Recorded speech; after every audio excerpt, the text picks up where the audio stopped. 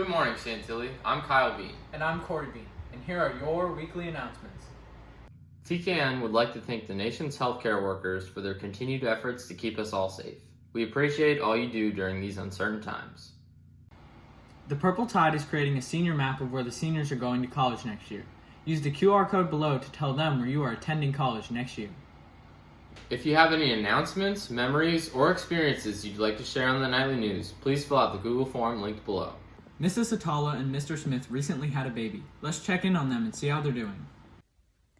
Hi guys, it's Miss Atallah. I am reporting from my home just to update you guys on what we've been doing over the break and since we've been out. And this is pretty much it. This is baby James. He's been taking a lot of naps on Mr. Smith and I. And we've just been getting in a lot of family snuggles. So that's it from us. Love to all of you guys. Bye. Wednesday is Earth Day. Let's go to Yatra to see how fashion can be dangerous for the environment. Fast fashion is inexpensive clothing produced rapidly by mass-market retailers in response to the latest trends. But this isn't always produced in the safest ways or the most ethical ways. With cheap clothing, right, coming over from China and other developing countries, we do have sweatshops and things like that where people are not getting paid living wages to do the work. Companies like Shein and Zaful, Forever 21, H&M, they're all essentially fast fashion companies. They create all of these clothing for really low prices, and they use like sweatshops across the world. I think it's sad how convenient fast fashion is and how a lot of people rely on fast fashion to be trendy because more sustainable clothing brands are pretty expensive.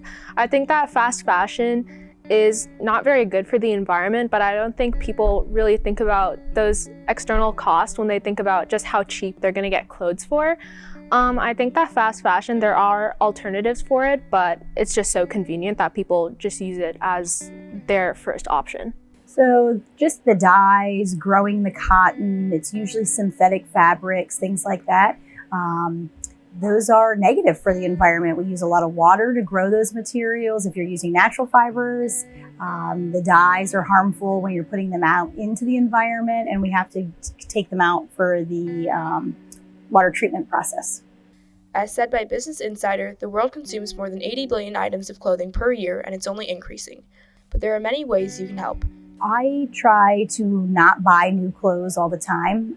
I like to buy a couple of nice classic pieces that I can mix and match and wear for a long period of time that don't go out of fashion. I feel like jeans and a white top can go very far.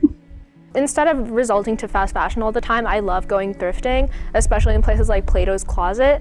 In places like Nova, where there are a lot of young people, you can find very trendy clothing there for very cheap, and it's also better for the environment since you're reusing what people have donated. And a lot of my favorite clothing items are thrifted, and I know that a lot of people now, it's become like trendy to thrift, and I think that's a great alternative to fast fashion. But if you can't afford it, I think that investing in sustainable clothing brands is also great for expanding that sector in fashion. You may be one person, but your efforts can influence others, causing a mass amount of change. Thanks, Yatra. Remember to tune in each week to stay updated with all the Chantilly news. That's all we have for you this week, Chantilly. This has been Corey Bean, And Kyle Bean, reminding you to stay safe and have a great day. and we'll see you next week.